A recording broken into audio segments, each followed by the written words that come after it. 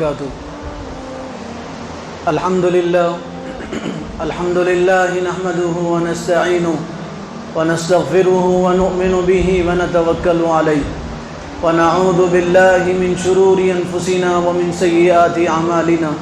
من يهده الله فلا مضل له ومن يضلله فلا هادي له ونشهد أن لا إله إلا الله وحده لا شريك له ونشهد أن سيدنا وسندنا وحبيبنا وكريمنا وشفيعنا ومولانا محمدا عبده ورسوله صلى الله على النبي وعلى آله وأصحابه وأتباعه وأزواجه وذرياته أجمعين. فأعوذ بالله من الشيطان الرجيم. بسم الله الرحمن الرحيم.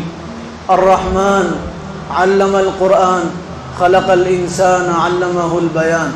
وقال النبي صلى الله عليه وسلم خيركم من تعلم القرآن وعلمه او كما قال علیہ الصلاۃ والسلام. اللہ تعالیٰ نے ہم تمام کے ساتھ بے انتہا کرم کا، شفقت کا، محبت کا، عنایت کا معاملہ کیا. اس نے مدرسہ حضرت عبداللہ ابن عباس کے اس سالانہ پروگرام میں حاضری کی توفیق عطا فرمائی. دعا کیجیے اللہ ہم سب کے حاضر ہونے کو، جمع ہونے کو، جڑنے کو، مل بیٹھنے کو، سننے سنانے کو قبول فرما لے. اور دعا کیجیے دعا ہونے سے پہلے اللہ ہم تمام کو اپنے نیک بندوں میں شامل کر لے. اصل خطاب تو آج کے اس جلسے کے صدر، جلسے کی رونق، روح رواں اور تلنگانہ کی عظیم ترین شخصیت حضرت مولانا مفتی ابو بکر جابر قاسمی دامت برکاتہم کا ہوگا. کسی نے انہی کے بارے میں کہا اوروں کا پیام اور ہے، ان کا پیام اور ہے. اوروں کا پیام اور ہے، ان کا پیام اور ہے. عشق کے درد مند کا طرز کلام اور ہے. حضرت کا خصوصی خطاب ہوگا انشاءاللہ. میں 2-3 باتیں بتا کے اپنی بات ختم کر دوں. پہلی بات تو جو طلبہ حافظ بنے مدرسہ حضرت عبداللہ ابن عباس میں، جن طلبہ نے قرآن مجید حفظ کیا اور قرآن کو اپنے سینوں میں محفوظ کیا، انتہائی مبارکبادی کے قابل ہیں. وہ، ان کے اساتذہ، ان کے ماں باپ، ان کے رشتہ دار انتہائی مبارکبادی کے قابل. میں ان کو مبارکبادی دیتا ہوں. سرکار دو عالم صلی اللہ علیہ وسلم نے ارشاد فرمایا حشر کا میدان ہوگا، پوری انسانیت اللہ کے بارگاہ میں جمع ہوگی. ایک ایک انسان کا اللہ کے پاس حساب ہوگا، ایک ایک انسان کا اللہ کے پاس حساب ہوگا. اسی لیے حضرت عمر فرمایا کرتے تھے حاسبوا قبل ان تحاسبوا، حساب لو اپنا اس سے پہلے کہ تمہارا حساب لیا جائے. دیکھو اپنی زندگی کا جائزہ لو، ٹٹولو زندگی کہاں گزار رہے ہو، کیا کر رہے ہو، اللہ کا حکم کیا ہے، رسول اللہ کی ادائیں کیا ہے، آپ کا طریقہ کیا ہے، حضور کی سنت کیا ہے، اور تم کیا کر رہے ہو. اللہ نے مال کس لیے دیا، کہاں خرچ کر رہے ہو، جوانی کس لیے دیا، کہاں لٹا رہے ہو. اللہ تعالیٰ حشر کے میدان میں ایک ایک انسان سے پوچھیں گے، سوال ہوگا. پھر جس کے نام اعمال میں نیکیاں بڑھیں گی، نیکیاں زیادہ ہوں گی، تو اس کے لیے خوشخبری سنائی جائے گی اور کہا جائے گا فَأَمَّا مَنْ أُوتِيَ كِتَابَهُ بِيَمِينِهِ فَيَقُولُ هَاؤُمُ اقْرَءُوا كِتَابِيَهْ. یہ بندہ، اس کے نام اعمال کو دیکھا گیا، تولا گیا، ٹٹولا گیا، اس کا جائزہ لیا گیا، حساب لیا گیا. اس کے نام اعمال میں نیکیاں زیادہ ہیں. یہ نماز پڑھتا تھا، مسجد میں آتا تھا، خدا کی بندگی کرتا تھا، رسول اللہ کی سنتوں پہ عمل کرتا تھا. فرشتہ اعلان کرے گا اس کا نام اعمال اس کے داہنے ہاتھ میں دو، اس کا نام اعمال اس کے داہنے ہاتھ میں دیا جائے گا. وہ یوں کہے گا لوگوں سے، لوگوں دیکھو میرا نام اعمال داہنے ہاتھ میں ملا، مجھے مبارکبادی دو، آؤ مجھے خوشخبری سناؤ، مجھ سے خوشخبری سنو، دیکھو پڑھو میرا نام اعمال داہنے ہاتھ میں ملا. اور جس کے نام اعمال میں گناہ ہوں گے، بدیاں ہوں گی، برائیاں ہوں گی، جنہوں نے زندگیوں کو غفلتوں میں گزارا ہوگا، ان کا نام اعمال ان کے بائیں ہاتھ میں دیا جائے گا. مفسرین نے لکھا ہے پیٹھ پھاڑی جائے گی اور ان کا بایاں ہاتھ پیٹھ کے پیچھے سے نکالا جائے گا اور ان کا نام اعمال پیٹھ کے پیچھے سے ان کو دیا جائے گا. قرآن میں اللہ فرما رہے ہیں قرآن پڑھو تو پتہ چلے گا. اقرا کتابک کفا بنفسک الیوم علیک حسیبا، یہ ہے تیرا کالا چٹھا. تو خود اسے پڑھ لے، تنہائی میں کیا کرتا تھا، خلوتوں میں کیا کرتا تھا، اندھیرے میں کیا کرتا تھا، رات میں کیا کرتا تھا، اکیلا ہوتا تو کیا کرتا تھا۔ یہ تیرے سارے گناہ ہیں، اپنے گناہ تو خود دیکھ لے۔ نام اعمال اس کے گلے میں لٹکایا جائے گا، وہ چیخے گا، چلائے گا اور یوں کہے گا کاش میرا نام اعمال مجھے ملتا ہی نہیں، کاش میرا نام اعمال مجھے ملتا ہی نہیں ہے۔ فرشتے اس کو پکڑیں گے، گھسیٹیں گے اور جہنم کے گڑھے میں اوندھے منہ لے جا کر کے ڈال دیں گے۔ جہنم آگ ہے، آگ، نیچے آگ، دائیں آگ، بائیں آگ، اوپر آگ۔ ان کا لباس بھی آگ کا ہوگا، جہنمیوں کا، وَلِبَاسُهُمْ مِنْ قَطِرَانٍ، جہنمیوں کا لباس آگ کا لباس ہوگا۔ حمیم پلایا جائے گا ان کو، حمیم خون اور پیپ پلایا جائے گا، زقوم کھلایا جائے گا ان کو، کانٹے دار درخت ان کو کھلائے جائیں گے۔ حشر کے میدان میں پوری انسانیت حاضر ہوگی، سب کی زبان پہ نفسی نفسی ہوگا، سب کہیں گے میرا کیا ہوگا۔ آدم صفی اللہ ہیں، وہ حشر کے میدان میں کہیں گے میرا کیا ہوگا۔ نوح نجی اللہ ہیں، وہ کہیں گے میرا کیا ہوگا۔ ابراہیم خلیل اللہ ہیں، وہ کہیں گے میرا کیا ہوگا۔ اسماعیل ذبیح اللہ ہیں، وہ کہیں گے میرا کیا ہوگا۔ عیسیٰ روح اللہ کہیں گے میرا کیا ہوگا۔ سلیمان صاحب المملکہ، اللہ نے حضرت سلیمان کو جو بادشاہت دی، آپ سے پہلے نہ کسی کو دیا، آپ کے بعد نہ اللہ تعالیٰ نے کسی کو دیا۔ سلیمان پوری دنیا کے بادشاہ، ہوا کے بادشاہ، جنات کے بادشاہ، سلیمان پرندوں کے بادشاہ، جانوروں کے بادشاہ۔ حضرت سلیمان حشر کے میدان میں کہیں گے ہائے میرا کیا ہوگا۔ داؤد، اللہ تعالیٰ نے حضرت داؤد کو بادشاہت عطا کیا، داؤد کو خوبصورت آواز دیا تھا۔ حضرت داؤد زبور پڑھتے تھے، پہاڑوں میں زلزلہ آ جاتا تھا، اڑتے پرندے رک جاتے تھے اور ٹھہر جاتے تھے۔ داؤد حیران ہوں گے اور یوں کہیں گے میرا کیا ہوگا۔ ایک ذات حشر کے میدان میں اللہ کے بارگاہ میں سجدہ ریز ہوگی، رحمت للعالمین، شفیع المذنبین، سب کہیں گے میرا کیا ہوگا۔ قربان جائیے، ہم جس نبی کے امتی ہیں وہ حشر کے میدان میں اللہ سے کہیں گے یا اللہ میری امت کا کیا ہوگا۔ حدیث میں ہے جب سب لوگ قبروں سے نکالے جائیں گے تو سب سے پہلے رسول اللہ اپنے روزے سے نکالے جائیں گے۔ اول من شق قبرہ وہو محمد صلی اللہ علیہ وسلم، قبر اطہر سے حضور کو نکالا جائے گا۔ جبرائیل آئیں گے، یوں کہیں گے اللہ کے حبیب میں آپ کے لیے 3 چیزیں لے کے آیا ہوں، جنت کا لباس لے کے آیا ہوں، لوائے حمد لے کے آیا، جنت کی چابی لے کے آیا ہوں، جنت آپ کے ہاتھوں سے کھولی جائے گی، آپ کے ہاتھ میں حمد کا جھنڈا ہوگا، پوری انسانیت آپ کے پیچھے ہوگی، یہ جنت کا لباس ہے، آپ اسے پہن لیجئے اور جنت کی طرف چلیے۔ تو رسول اللہ جبرائیل سے کہیں گے جبرائیل چھوڑو، آپ میرے لیے کیا لے کے آئے ہو، یہ بتاؤ این امتی کیف امتی، یہ بتاؤ میری امت کہاں ہے اور کس حالت میں ہے۔ نبی روزے سے نکلنے کے بعد سب سے پہلے امت کے بارے میں پوچھیں گے، مگر افسوس اس امت کو پوری زندگی نبی کا خیال نہیں ہوتا۔ شادی کے موقع پہ سب یاد آتے ہیں، دور کے رشتہ دار یاد آتے ہیں، جس کے کارڈ آئے تھے وہ یاد آتے ہیں، مگر آج کے مسلمان کو نبی کی سنت یاد نہیں آتی۔ تو میں یہ عرض کر رہا تھا حشر کے میدان میں رسول اللہ کہیں گے میری امت کس حالت میں ہے۔ اس حشر کے میدان میں حفاظ کو بلایا جائے گا، حافظوں کو لایا جائے گا، اللہ تعالیٰ حافظوں سے کہیں گے تم آج میرے مہمان ہو۔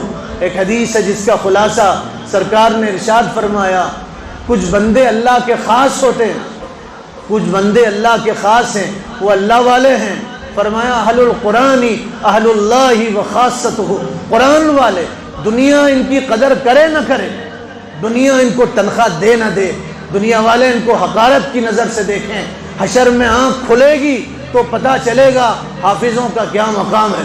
اللہ تعالیٰ حافظوں کو بلائیں گے، ان کو اپنے قریب بٹھائیں گے اور ان سے کہیں گے تم راتوں میں اٹھ کے میرا قرآن پڑھتے تھے، تہجد میں میرا پاک کلام پڑھتے تھے، دنیا سوتی تھی تم میرا پاک کلام لے کے بیٹھتے تھے، رگڑتے تھے زمین پہ اپنے پیر، قرآن کو یاد کرتے تھے۔ اللہ ان کو اپنا قرب نصیب کریں گے، ان کو اپنے پاس بٹھائیں گے اور قرآن والوں سے، حافظ قرآن سے اللہ تعالیٰ کہیں گے تمہارا حساب لیتے ہوئے مجھے شرم آتی، بغیر حساب کتاب کے حافظ قرآن کو جنت میں داخل کر دیا جائے گا۔ نیت کرو میرے بھائیوں، ہم تو حافظ نہیں بنے، اپنے بچوں کو حافظ بنائیں گے انشاءاللہ۔ بولو انشاءاللہ اپنے بچوں کو حافظ بنائیں گے، ہم اپنے بچوں کو دینی تعلیم پڑھائیں گے انشاءاللہ، مدرسوں میں دلائیں گے۔ لوگ کہتے ہیں بچہ عالم بنے گا، حافظ بنے گا، امام بنے گا، مولوی بنے گا، کھائے گا کہاں سے؟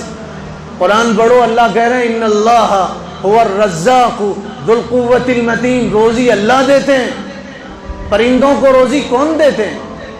پرندے صبح خالی پیٹ گھونسلوں سے نکلتے ہیں، خالی پیٹ گھونسلوں سے نکلتے ہیں، شام واپس آتے ہیں تو ان کے پیٹ بھرے ہوتے ہیں، ان کی مارکیٹ نہیں ہوتی، ان کی دکان نہیں ہوتی، ان کا بزنس نہیں ہوتا، ان کی تجارت نہیں ہوتی۔ تغدو خماسا وتروح بطانا، خالی پیٹ پرندے گھونسلوں سے نکلتے ہیں، ان کے پیٹ بھر جاتے ہیں اور شام گھونسلوں کو واپس ہوتے ہیں۔ کون روزی دیتا ہے؟ ان کی مارکیٹ ہے، بانسواڑے میں جیسے مارکیٹ ہے، دکان ہے، پاشا بھائی بنڈار انجل ان کی دکان ہے، پرندوں کی کوئی دکان ہے نہیں۔ اللہ ان کو روزی دیتے، جو اللہ پرندوں کو روزی دیتا ہے وہ اللہ دین کے خدمت گزاروں کو روزی دے گا۔ لاک ڈاؤن میں پوری دنیا پریشان رہی، علماء کی تنخواہ نہیں تھی، مسجدیں بند تھی، لوگوں نے ہدیہ نہیں دیا، ان کے کھانے میں کمی نہیں ہوئی۔ جو اللہ کتے خنزیر کو روزی دے سکتا ہے، جو اللہ ہاتھی کو روزی دے سکتا ہے، جو اللہ مچھلی کو، ویل مچھلی کو روزی دے سکتا ہے، وہ اللہ دین کے خدمت گزاروں کو روزی نہیں دے سکتا؟ آپ یقین جانو، قرآن پڑھنے والے، قرآن یاد کرنے والے، جن کا مشغلہ قرآن ہو، قرآن جن کا اوڑھنا بچھونا ہو، اللہ ان کو نوازتے ہیں، اللہ ان کو دیتے ہیں۔ اس کی مثال حضرت مولانا غلام محمد وستانوی دامت برکاتہم، سب کو ہو اللہ ان کی عمر میں برکت عطا کرے۔ عالم دین ہے، کوئی مالدار گھرانے کے نہیں ہیں، اللہ تعالیٰ ان سے کتنا کام لے رہا ہے۔ ابھی جامعہ عقل کوہ میں 70 لاکھ کے انعامات بچوں میں تقسیم ہوئے، انعام تقسیم ہوئے 70 لاکھ کے جامعہ اشاعت علوم عقل کوہ میں۔ قرآن سے محبت ہے حضرت کو، میں ان کے ساتھ سفر میں رہا، گاڑی میں پاس جو بیٹھتا اس سے کہتے ہیں سورہ یاسین سناؤ، سورہ کہف سناؤ، سورہ تحریم سناؤ، ان کی زبان سے جو نکلا وہ سنانا پڑتا ہے۔ اہم صورتیں کہتے ہیں سورہ واقعہ سناؤ مغرب کے بعد، فجر کے بعد بولتے ہیں سورہ یاسین سناؤ۔ قرآن سے اتنی محبت ہے، اچھا قرآن سنتے ہیں ان کی آنکھوں سے آنسو جاری ہوتا ہے۔ اللہ تعالیٰ نے وہ عزت دیا، غسل کعبہ کے لیے کئی مرتبہ حرم شریف کی حاضری ہوئی ان سے۔ ہم جب پڑھ رہے تھے تو اس وقت کہہ رہے تھے میں اب تک 45 مرتبہ خانہ کعبہ گیا، 45 مرتبہ۔ اب تو 20 سال ہو گئے ہمیں فارغ ہو کے، کتنی مرتبہ حاضری ہوئی ہوگی ان کو۔ ابھی لاک ڈاؤن کھلتے ہی حرم کے لوگوں نے ان کو حرم شریف بلایا تھا، خاص طور سے مدعو کیا گیا تھا ان کو۔ یہ صرف قرآن کی برکت ہے۔ آپ بچوں کو قرآن پڑھائیں گے، دنیا میں عزت ملے گی، آخرت کی عزت الگ ہے۔ سونے کا تاج پہنایا جائے گا جس سے پورے حشر کا میدان جگمگا اٹھے گا۔ اورنگزیب عالمگیر رحمۃ اللہ علیہ ہندوستان کے ایک بدقسمت بادشاہ گزرے۔ بدقسمت اس لیے ہیں، وہ ولی تھے، ولی قطب تھے، قطب۔ انہوں نے وہ کارنامے کیے، اس سے پہلے کسی بادشاہ نے وہ کارنامہ نہیں کیا۔ اور مورخین نے لکھا ہے جیسے ہندوستان خوشحال تھا اورنگزیب کے زمانے میں، نہ اس سے پہلے تھا نہ اس کے بعد۔ حضرت اورنگزیب کے زمانے میں جیسے ہندوستان نے ترقی کی، نہ اس سے پہلے ہندوستان کی ترقی ہوئی، نہ اس کے بعد ہندوستان کی ترقی ہوئی۔ اورنگزیب رحمۃ اللہ علیہ انتہائی متقی بادشاہ تھے۔ ان کا گزارا تھا، قرآن لکھتے تھے، قرآن پہلے چھپتا نہیں تھا، پریس نہیں تھے، قرآن قلمی نسخے تھے، قرآن لکھتے تھے اپنے ہاتھ سے، ٹوپیاں بنتے تھے۔ 7 بر اعظموں کا بادشاہ، ایشیا کا بادشاہ، 7 ملک جو ہمارے 7 ممالک جو ہمارے ہندوستان سے کٹ گئے، وہ پورے کے پورے ہندوستان میں تھے۔ اکھنڈ بھارت تھا ہندوستان، اکیلا بادشاہ، اس کا گزارا ہوتا تھا، ٹوپیاں سیتا تھا اور بازار میں بیچتا تھا، اور جو آمدنی ہوتی تھی اس سے اس بادشاہ کا گزارا ہوتا تھا۔ بیت المال سے 1 حبہ نہیں لیتا تھا، 1 حبہ نہیں لیتا تھا، 1 سیاہ کوڑی نہیں لیتا تھا، ٹوٹی کوڑی بیت المال سے نہیں لیتا تھا۔ جب انتقال کا وقت قریب آیا تو بادشاہ، وقت کا بادشاہ، ہندوستان کا بادشاہ کہنے لگا میری جو وراثت ہے وہ 4 آنے ہیں، 4 آنے، اس میں سے کفن دفن کا انتظام کرنا، قبر کھودنے والوں کو دے دینا، جو بچ جائے اس کو میرے وارثوں میں تقسیم کر دینا۔ 4 آنے اس کی کل وراثت تھی۔ 4 آنے ان کے پاس تھے، بادشاہ کے پاس، اس سے زیادہ پیسے نہیں تھے اورنگزیب رحمۃ اللہ علیہ کے پاس۔ لیکن آج مسلمان بھی حضرت اورنگزیب عالمگیر رحمۃ اللہ علیہ کی شخصیت کو نہیں جانتے۔ غیر لوگوں نے تاریخ کو مسخ کیا، بدلا ہے، تاریخ میں رد و بدل کیا، اور یہ بتا دیں اورنگزیب ظالم بادشاہ تھے۔ اورنگزیب رحمۃ اللہ علیہ کا دن گھوڑے کی پیٹھ پہ گزرتا تھا، رات مسلح پہ گزرتی تھی۔ انتہائی نیک بادشاہ، قطب ابدالوں میں شمار ہوتا تھا، ولی تھے اورنگزیب رحمۃ اللہ علیہ۔ انہوں نے اپنے والد کو قید کیا تھا۔ ان کے والد تھے شاہ جہاں، جنہوں نے تاج محل بنایا۔ تاج محل، یہ جتنی پرانی عمارتیں، خوبصورت عمارتیں ہیں، یہ مسلمانوں کی بنائی ہوئی ہیں۔ اگر ہندوستان سے تاج محل چھین لیا جائے، لال قلعہ ختم کر دیا جائے، قطب مینار کو ڈھا دیا جائے، تو ہندوستان کی خوبصورتی ختم ہو جائے گی۔ ہماری چیزوں پہ ناز کرنے والے، ہماری بلی ہم سے میاؤں میاؤں، ہمارا کبوتر ہم سے گٹرگوں، سمجھ رہے آپ بات؟ اشارے میں سمجھیے، ہماری بلی ہم سے میاؤں میاؤں، ہمارے کتے ہمارے اوپر بھونک رہے ہیں۔ 800 سالہ عظیم تاریخ ہے مسلمانوں کی، آزادی کی تاریخ مسلمانوں کی ہے۔ کسی مٹی کو اٹھاؤ، مسلمانوں کے شہیدوں کی خوشبو آئے گی۔ زمین گواہی دے رہی، چپا چپا ہندوستان کا گواہی دیتا، یہ ملک آزاد ہوا مسلمانوں کی قربانیوں سے۔ جب ملک میں مسلمان لڑ رہے تھے، تم دوسروں سے سودے بازی کر رہے تھے۔ وقت نہیں ہے، ملک مسلمانوں کی مرہون منت ہے۔ ابھی ہم ایئرپورٹ پہ تھے، کویت ایئرپورٹ پہ، تو وہاں کرغستان کے کچھ لوگ ملے۔ ایک صاحب ٹوٹی پھوٹی اردو بولتے تھے، پوچھے آپ کہاں سے ہیں؟ تو میں ان کو بولا ہم ہندوستان سے۔ تو بولے ہم کرغستان سے ہیں، کرغستان کے رہنے والے، بخارا سمرقند کے رہنے والے۔ ہمارے پاس امام بخاری ہے، امام ترمذی رحمۃ اللہ علیہ، اس ملک کے ہم رہنے والے۔ مجھ سے کہنے لگے آپ ہندوستان کے، آپ کے ہندوستان میں کیا ہے؟ صرف تاج محل ہے، دیکھنے کی کوئی چیز ہے تو تاج محل، وہ بھی مسلمان کی بنائی ہوئی ہے۔ تو تاج محل شاہ جہاں نے بنایا، یہ اورنگزیب عالمگیر رحمۃ اللہ علیہ کے والد محترم تھے۔ حکومت کی حکمت کی وجہ سے، کچھ حکومت کی پالیسیوں کی وجہ سے بیٹے نے باپ کو کہیں نظر بند کر دیا تھا، قید کر دیا تھا، لیکن باپ کا برابر احترام تھا۔ جب بھی اس جگہ سے گزرتے تھے جہاں باپ قید ہے تو پیٹ نہیں کرتے تھے اس طرف، چہرہ کر کے کھڑے ہو جاتے تھے۔ روزانہ اپنے والد کو ہدیے بھیجتے تھے، تحفے بھیجتے تھے، اور روزانہ اپنے والد کو کھانا بھیجتے تھے، اور والد سے کہتے تھے بیٹے کے لیے دعا کیجیے۔ اورنگزیب عالمگیر رحمۃ اللہ علیہ کے 2 بیٹے، دونوں بیٹے ایک دن حافظ قرآن بنے، اور جب بیٹے حافظ قرآن بنے، اورنگزیب عالمگیر رحمۃ اللہ علیہ بہت خوش ہوئے، بچوں کو سینے سے لگایا، پیشانی کا بوسہ دیا، اور اپنے بیٹوں سے کہا بیٹو تمہاری وجہ سے جو خوشی مجھے ملی ہے، اس سے پہلے کبھی ایسی خوشی نہیں ملی۔ بچوں کے حافظ بننے کے بعد پورے بھارت کا بادشاہ، ہندوستان کا بادشاہ کہہ رہا ہے تمہارے حفظ کرنے کے بعد مجھے جو خوشی ملی ہے، اس سے پہلے مجھے وہ خوشی نہیں ملی۔ بچہ حافظ بنے تو آپ خوش ہو جانا چاہیے۔ حضرت عمر رضی اللہ تعالیٰ عنہ سورہ بقرہ آپ نے ختم کیا، پورے مدینے والوں کی دعوت کی، پورے مدینے کی دعوت کیا۔ لوگوں نے پوچھا کس خوشی میں دعوت ہے؟ کہا سورہ بقرہ مجھے یاد ہو گیا، اس خوشی میں میں نے پورے مدینے والوں کی اونٹ کاٹ کے اپنے پورے مدینے والوں کی دعوت کی۔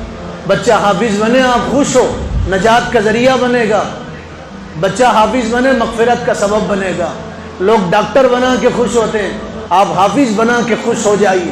ہمارے استاد ہیں حضرت مولانا خالد سیف اللہ رحمانی دامت برکاتہم، دعا کیجیے اللہ حضرت کی عمر میں برکت عطا فرمائے۔ ہندوستان کی عبقری شخصیت ہے، بلکہ نعمت ہے ہندوستان والوں کے لیے۔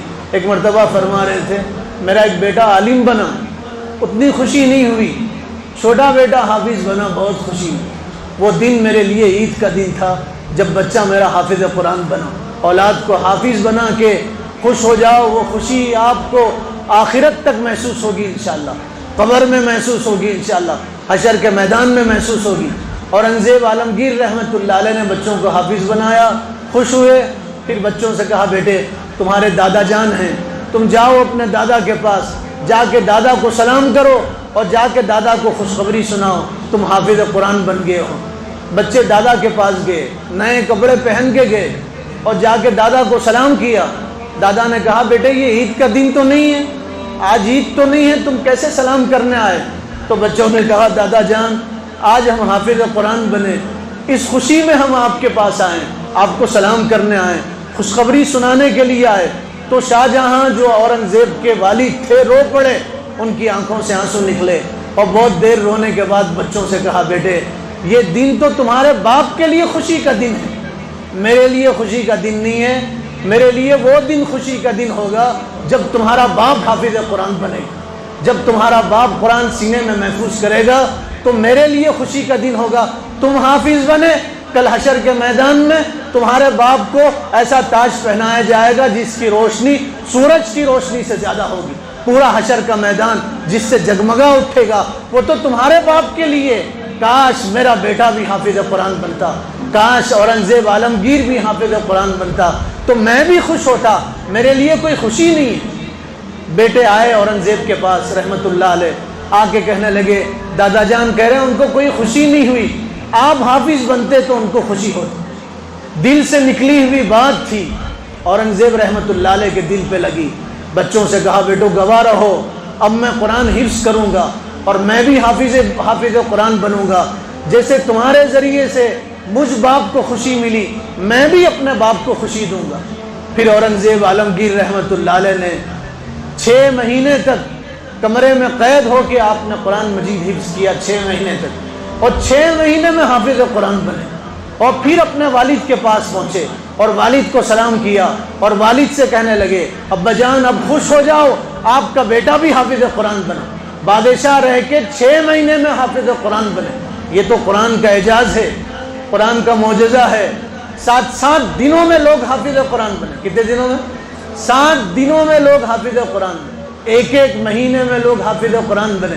حضرت مولانا حسین احمد مدنی نور اللہ مرقدہ، شیخ الاسلام حضرت مولانا حسین احمد مدنی جیل میں پہنچے، استاد نے کہا رمضان آ گیا، چاند نظر آ گیا، کوئی حافظ قرآن نہیں ہے، ہر سال ہم قرآن سنتے تھے، اس رمضان میں ہم قرآن نہیں سنیں گے۔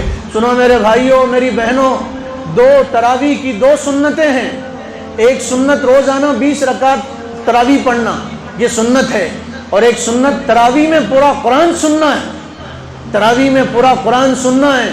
بعض جگہ 10 دن کی تراویح ہوتی، جیسے یہاں بھی عبداللہ ابن عباس میں بھی 10 دن کی تراویح، گجرات سے قاری صاحب منگائے جا رہے ہیں، 10 دن میں قرآن سننے کے بعد پھر 20 دن آپ آزاد نہیں ہیں، 20 دن میں پھر 20 رکعت تراویح روزانہ آپ کو پڑھنا ہے۔ تراویح اس امت کو دی گئی نعمت ہے، پچھلی امتوں کو تراویح نہیں دی گئی تھی، پچھلی امتوں کا صرف روزہ تھا، رات کی نماز نہیں تھی۔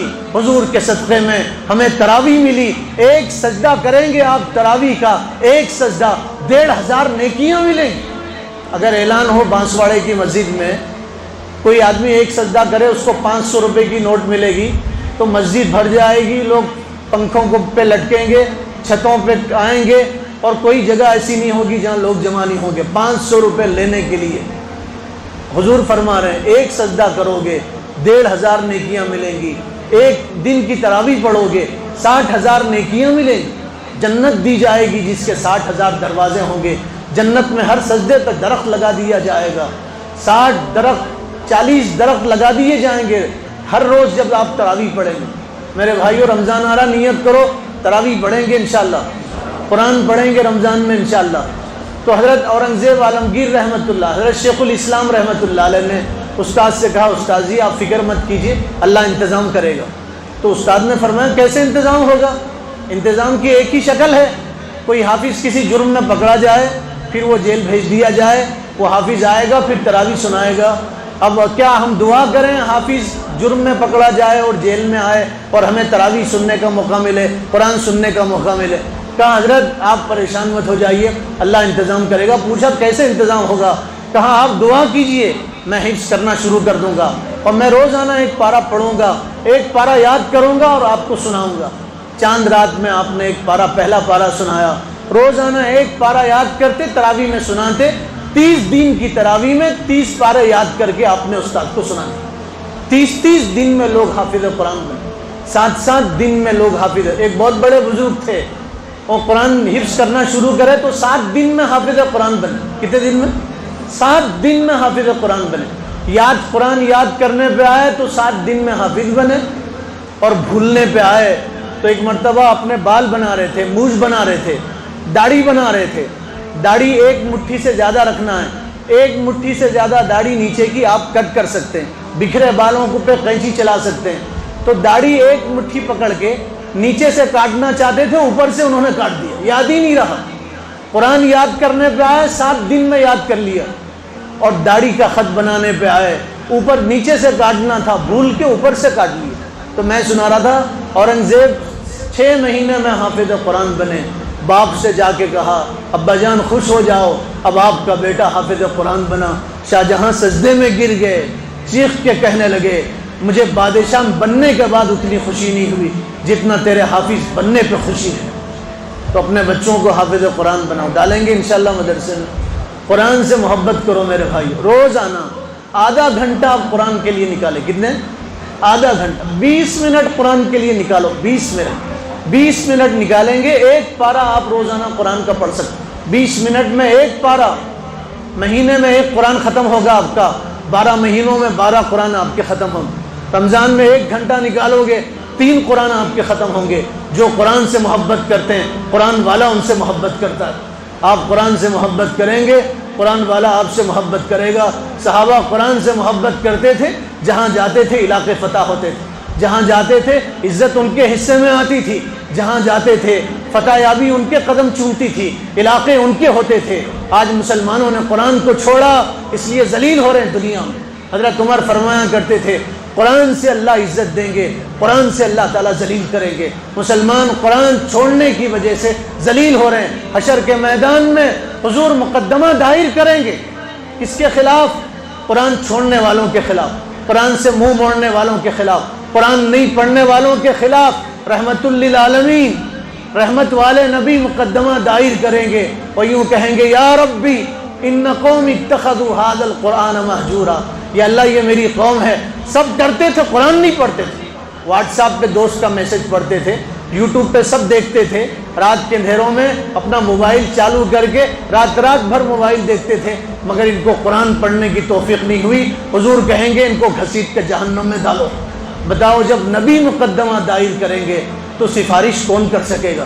اس لیے میرے بھائیو آج جاگو، نیت کرو ہم اپنے بچوں کو قرآن پڑھائیں گے، خود قرآن پڑھیں گے انشاءاللہ. قرآن کو طاقوں میں سجا کے نہیں رکھیں گے. قرآن مردوں کی کتاب نہیں ہے، قرآن تو زندہ انسانوں کی کتاب ہے. قرآن صرف برکت کی کتاب نہیں ہے، قرآن عمل کی کتاب ہے. ہمارے قرآن چھوڑنے کی وجہ سے آج ہمیں یہ دن دیکھنے کو مل رہے ہیں. وہ ٹھہر کے پیشاب کرنے والے کافر لوگ ہمارے خلاف فیصلے دے رہے ہیں عدالتوں میں بیٹھ. کاش پورے مسلمان قرآن پہ عمل کرتے تو آج یہ ذلت کے دن دیکھنے کو نہیں ملتے تھے. اس لیے نیت کرو قرآن پڑھیں گے انشاءاللہ. پڑوس ملک میں ایک میگزین نکلتا ہے پڑوس ملک سے، تو اس میں ایک واقعہ چھپا تھا. ایک قبر کھودنے والا، گورکن قبر کھودنے والا قبر کھود رہا تھا. ایک صاحب کا انتقال ہوا تھا. بازو قبر کھلی، جیسے بازو کی قبر کھلی تو دیکھا اندر مردہ صحیح سالم ہے، اندر سے خوشبو آ رہی، کفن بھی میلا نہیں ہوا. اس کو حیرت ہوئی، اس نے لوگوں کو جمع کیا. بہت سارے لوگ جمع ہوئے گاؤں کے. قبر سے مٹی ہٹائی گئی. لوگوں نے دیکھا لاش ترو تازہ ہے، لاش میلی نہیں ہوئی، نہ گندی ہوئی، اور نہ لاش سڑی اور نہ گلی اور نہ بدبو آ رہی، خوشبو آ رہی. ایسا محسوس ہوتا ابھی دفنایا گیا. لوگ تعجب کرنے لگے. علماء کو بلایا گیا. لوگوں نے کہا یہ تو وہ ہے جس کا کئی سال پہلے انتقال ہوا تھا. یہاں تو 3 دن میں لاش پھٹ جاتی ہے، پھول جاتی ہے اور پانی بھر جاتا ہے، اور یہ تو کئی سال ہو گئے اور ان کی لاش جو کہ تم محفوظ ہے. پھر لوگ ان کی بیوی کے پاس پہنچے، ان سے پوچھا ہم تمہارے شوہر کی لاش دیکھ کے آ رہے ہیں جو کہ تم موجود ہے، کیا عمل تھا تمہارے شوہر کا؟ تو بیوی رو کے کہنے لگی، کہا کوئی عمل نہیں تھا، میرے شوہر تو کھیت میں کام کرتے تھے، میرے شوہر کاشتکار تھے، زراعت تھی میرے شوہر کی، پڑھے لکھے نہیں تھے، ان کو لکھنا پڑھنا نہیں آتا تھا، نماز کی پابندی کرتے تھے، فجر کی نماز میں جاتے تھے، نماز کے بعد جو لوگ قرآن کھول کے بیٹھتے تھے قرآن پڑھتے تھے تو ان کو دیکھ کے روتے تھے اور یوں کہتے تھے مولا میں کیسا بد نصیب، یہ کیسے خوش نصیب، یہ تیرا پاک کلام پڑھتے میں قرآن نہیں پڑھ سکتا. لوگوں کو دیکھ کے روتے تھے. پھر گھر آتے تھے مجھ سے کہتے تھے دیکھ ہماری کیسی زندگی، نہ تو پڑھی لکھی نہ میں پڑھا لکھا، کاش تو پڑھی ہوتی تو قرآن کھول کے پڑھتی، میں سنتا، کاش میں پڑھا ہوتا تو میں قرآن کھول کے پڑھتا، تو سنتی تھی۔ ہم نہ میں قرآن پڑھ سکتا ہوں نہ قرآن تو پڑھ سکتی ہے، نہ میں سن سکتا ہوں نہ تو سن سکتی ہے، کیسی ہماری زندگی؟ پھر مجھ سے کہتے ہم قرآن پڑھ تو نہیں سکتے، قرآن دیکھ تو سکتے ہیں۔ پھر مجھ سے کہتے لا قرآن، تو میں غلاف میں سے قرآن نکالتی، طاق میں سے قرآن اٹھاتی اور میں اپنے شوہر کے ہاتھ میں دیتی۔ میرے شوہر قرآن ادب و احترام سے نکالتے، اسے چومتے، اسے اپنے سر پہ رکھتے، پھر مجھے دیتے، مجھ سے کہتے اسے چومو، پھر میں چومتی، اپنے سر پہ رکھتی۔ پھر میرے شوہر ادب سے قرآن کھولتے، قرآن کھولتے ہی روتے، ان کی چیخ نکلتی اور ایک ایک حرف پہ انگلی رکھتے اور یوں کہتے مولا یہ تیرا پاک کلام ہے، اس میں کیا لکھا ہے مجھے نہیں معلوم، لیکن جو لکھا ہے وہ حق لکھا ہے، جو لکھا ہے وہ صحیح لکھا ہے۔ یہ روزانہ کا ان کا معمول تھا۔ علماء نے سنا تو کہنے لگے قرآن سے عشق کی وجہ سے اللہ تعالیٰ نے ان کے بدن کو گلنے سڑنے سے بچایا۔ جو قرآن سے محبت کرے گا، قرآن والا ان سے محبت کرے گا۔ میں اپنی ماں بہنوں سے بھی گزارش کرتا ہوں، رمضان آ رہا، کام کاج کے ساتھ قرآن کا معمول بنائی۔ رمضان کو قرآن سے خاص نسبت ہے۔ شہر رمضان الذی انزل فیہ القرآن، رمضان وہ مہینہ جس میں قرآن اترا۔ قرآن سے محبت کرو میرے بھائیوں، اپنے بچوں کو قرآن پڑھائیں گے انشاءاللہ۔ دوسری چیز، ہم قرآن سے محبت کریں گے، قرآن والوں سے محبت کریں گے۔ جہاں قرآن پڑھایا جا رہا ان مدرسوں سے محبت کریں گے۔ بانسواڑے کے میرے پیارے بھائیوں، میری یہ بات دل کی تختی پہ نوٹ کر لو، ہندوستان میں لوگ ہندوستان کو دوسرا اندلس اور اسپین بنانا چاہتے ہیں۔ صرف مدرسوں کی وجہ سے یہ لوگ بچے ہوئے ہیں۔ مدرسے اور علماء آڑ ہیں، یہ سازش کر رہے ہیں مدرسوں کو ختم کر دو تاکہ ہم ہندوستان کو اسپین بنائیں، برما بنائیں۔ ہندوستان کو برما بنانے پہ تلے ہوئے ہیں۔ مدارس باقی ہیں، دین باقی ہے، مدارس باقی ہیں، نمازی باقی ہیں، مدارس باقی ہیں، حاجی باقی ہیں۔ کوشش کر رہے ہیں مدارس کو ختم کر دیا جائے۔ انگریز ہندوستان میں آئے، انہوں نے سب سے پہلا کام یہی کیا، مدارس اور علماء کو ختم کیا، تب جا کے وہ ہندوستان پہ قابض ہو سکے۔ آج یہ انگریز کے پٹھو اور انگریز کے نام لیوا اور انگریز سے محبت کرنے والے اور انگریز کا ناپاک نطفہ، یہ بھی یہی سازش کر رہے ہیں مدارس ختم کر دیے جائے، علماء ختم کر دیے جائیں۔ یہ اپنے پلان میں کامیاب ہونا چاہتے ہیں اور آڑ بنے ہوئے ہیں یہ مدارس۔ ان مدرسوں کو غنیمت جانو میرے بھائیوں، ان کی قدر کرو، ان کو محبت سے دیکھو۔ اللہ کی قسم کھا کے منبر پہ بیٹھ کے یہ بات بولی جا سکتی ہے، مدرسے نہیں ہوں گے آپ کے بچوں کا، آپ کی نسلوں کے دین و ایمان کی حفاظت کی ذمہ داری نہیں ہو سکتی۔ نہ ایمان باقی ہوگا نہ دین باقی ہوگا۔ ہاتھ جوڑ کے میری گزارش ہے، مدرسوں کا احترام کرو، مدرسوں سے محبت کرو، مدرسوں کی بقا کا سامان کرو۔ اللہ نے دولت دیا، لگاؤ مدرسوں پہ، مسجدوں پہ لگاؤ۔ 2-5 سال میں یہ مسلمانوں کے حالات بدلنا چاہتے، 5 سال میں، اور قسم کھا کے یہ بات کہی جا سکتی مدرسے ہوں گے تو یہ کچھ نہیں کر سکتے انشاءاللہ۔ مدرسوں کی بقا سے دین باقی، ایمان باقی، قرآن باقی، اسلام باقی۔ اسپین میں مدارس ختم کر دیے گئے، پھر اسپین کو آگ لگا دی گئی، مسجدوں کو جلا دیا گیا، لائبریریوں میں آگ لگا دی گئی، دریا میں کتابوں کو بہا دیا گیا۔ ایک دن میں 70 ہزار مسلمانوں کی گردنوں کو مارا گیا۔ مدارس پہلے انہوں نے ختم کیا۔ مدارس کیسے ختم ہوئے؟ اختلاف ڈالا گیا مسلمانوں میں، جھگڑے مسلمانوں، یہ جماعت وہ جماعت۔ آپ کو اپنی جماعت مبارک، کان کھول کے سنیے، دل کے کانوں سے سنیے، آپ کو اپنی جماعت مبارک، آپ کو اپنا مسلک مبارک، لیکن مسائل میں تو متحد ہو جائیے۔ ہمارے مسائل ایک ہیں، جہاں بھی ماب لنچنگ ہو رہی ہے، نہیں پوچھا جا رہا تو دیوبندی ہے، تو تبلیغی ہے، تو بریلوی ہے، تو اہل حدیث ہے، تو جماعت اسلامی کا نہیں، یہ دیکھا جا رہا، یہ صرف مسلمان۔ اب تو ہوش کے ناخن لو، خوف کے وقت بھیڑ اور بکری ایک جگہ جمع ہوتے ہیں، مگر ہندوستانی مسلمان ایک جگہ جمع نہیں۔ میرے بھائیوں، ایک جگہ جمع ہو، متحد ہو جاؤ، مسلک مبارک، مسلک پہ جھگڑے مت کرو، مسائل میں تو متحد ہو جاؤ، اور مدرسوں سے محبت کرو۔ مدرسے غریب مسلمانوں کے تعاون سے چلتے ہیں۔ دارالعلوم دیوبند کو جنہوں نے تعمیر کیا، بنایا، ان کے بانی، ان کے محتمم دارالعلوم کے، انہوں نے وصیت کیا تھا یہ مدرسہ غریبوں کے چندے سے چلے گا۔ کس کے چندے سے؟ مدرسہ غریبوں کے چندے سے چلے گا، وصیت کیا تھا۔ نہ غریب ختم ہوں گے نہ مدرسے ختم ہوں گے۔ بدأ الدین غریبا وسیعود غریبا، دین غربت سے پھیلا اور غربت میں واپس آئے گا۔ غریب رہیں گے، ہمیشہ رہیں گے غریب، غریب رہیں گے تو مدرسے رہیں گے۔ ان کے 10-10 روپے میں، 100-100 روپے میں برکت۔ یہ مدرسے غریبوں کے چندے سے چل رہے ہیں۔ حضرت مولانا حسین احمد مدنی دیوبند میں تھے تو انگریزوں نے نواب کو خط لکھا، حیدرآباد کے نواب کو، اور یہ لکھا، نواب صاحب یہ حسین احمد مدنی یہ ہمیں للکارتے ہیں، یہ حسین احمد مدنی یہ ہم سے لڑنا چاہتے ہیں، ہمارے خلاف بولتے ہیں، تم ایک کام کرو، ان کو دارالعلوم سے نکالو، جب یہ دارالعلوم سے نکلیں گے تو ان کی حیثیت ختم ہو جائے گی۔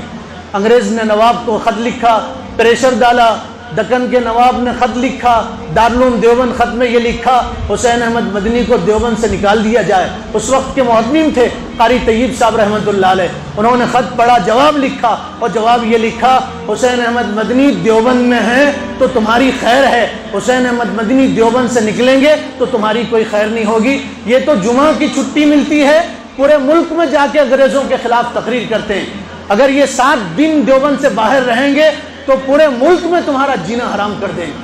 کہا شیر قید ہے تو تمہاری عافیت ہے، شیر باہر نکلے گا تو پتہ نہیں کتنوں کی جان لے لے گا اور کتنوں کو نوچے گا اور کھا جائے گا۔ حسین احمد مدنی رحمۃ اللہ علیہ کو پتہ چلا تو آئے قاری طیب صاحب کے پاس، کہا آپ نے کیا جواب لکھا؟ کہا میں نے یہ جواب لکھا۔ کہا نہیں، پھر جواب لکھو، نواب کو جواب لکھو، دکن کے نواب کو، اور یہ جواب لکھو، دکن کے نواب کو یہ جواب لکھو، تم نے جو پیسہ آج تک دارالعلوم میں دیا ہے اس کا حساب بتا دو، دارالعلوم بغیر کسی تعامل کے تمہارا پیسہ تمہیں لوٹا دے گا، دارالعلوم تمہارے پیسوں سے نہیں چل رہا، غریب مسلمانوں کے چندے سے چل رہا ہے۔ تو میرے بھائیوں، آپ مدرسے کو چندہ، یہ آپ کے 10 روپے 20 روپے، یہ مدرسے میں اس میں برکت آئے گی، اور یہ مدرسے آپ کے چندوں، حکومت کے چندے سے نہیں چل رہے، سعودی کے چندے سے، عبداللہ ابن عباس نہیں چل رہا، مولانا عبدالعلیم صاحب کا مدرسہ بنا، میں گواہ ہوں، صرف آپ کے علاقے سے چندے سے مدرسہ بنا ہے۔ تو آپ سے گزارش ہے، مدرسے سے محبت کیجئے، مدرسے کا تعاون کیجئے۔ مدرسہ مقروض ہے، اوپر چھت ڈالا گیا، پھر اور ایک چھت ڈالنے کی بات ہو رہی ہے، پھر اوپر کا تعمیری کام باقی ہے۔ رمضان میں امید ہے آپ تعاون کریں گے انشاءاللہ۔ ابو داؤد شریف میں ہے، واقعہ سنا کے بات ختم کر دوں، ابو داؤد شریف میں ہے، پچھلی امتوں میں ایک صاحب راستے سے گزر رہے تھے، راستے سے انہوں نے دیکھا ایک درخت ٹوٹ کے راستے میں گرا ہے، تو وہ حیران ہوئے، لوگوں کا چلنا پھرنا بند ہو گیا تھا، لوگوں کو تکلیف ہو رہی تھی، ان کے دل میں خیال آیا چلو میں راستے سے اس درخت کو ہٹا دوں، تو انہوں نے اس درخت کو راستے سے ہٹا دیا، ان کا انتقال ہو گیا۔ کسی نے ان کو خواب میں دیکھا، پوچھا کیا ہوا، تو کہا اس درخت کے راستے سے ہٹانے کی وجہ سے اللہ تعالیٰ نے میری مغفرت کر دیا اور مجھے بخش دیا۔ آپ تعاون کریں گے مدرسے کا، یہ مہمان رسول کھا کے دعا دیں گے، اللہ عذاب دیتے ہوئے شرمائیں گے۔ اس لیے میری آپ سے دردمندانہ گزارش ہے، یہ مدرسہ عبداللہ ابن عباس 5 سال میں مدرسے نے وہ ترقی کی ہے جس کا آپ گمان نہیں کر سکتے۔ 2 کروڑ کے قریب مدرسے کا کام ہوا، یہ آپ کے تعاون سے ہوا، بانسواڑہ کے مسلمانوں کے تعاون سے ہوا۔ امید ہے انشاءاللہ آگے بھی آپ تعاون جاری رکھیں گے۔ میں پھر سے جو حفاظ بنے، جنہوں نے قرآن سینے میں محفوظ کیا، میں ان کو مبارکبادی دیتا ہوں، ان کے اساتذہ کو مبارکبادی دیتا ہوں۔ دنیا والے آپ کو کچھ دے نہ دیں، لیکن اللہ آپ کو دیں گے انشاءاللہ حشر کے میدان میں۔ یہ دونوں بچے ایک بیٹھک میں انہوں نے قرآن مجید سنایا، ایک بیٹھک میں پورا قرآن سنایا۔ انشاءاللہ امید ہے یہ بچے قوم کے لیے مفید بنیں گے انشاءاللہ، اور اپنے رشتہ داروں کے لیے نجات کا ذریعہ بنیں گے۔ اللہ عمل کی توفیق عطا فرما دے۔ وما علینا الا البلاغ۔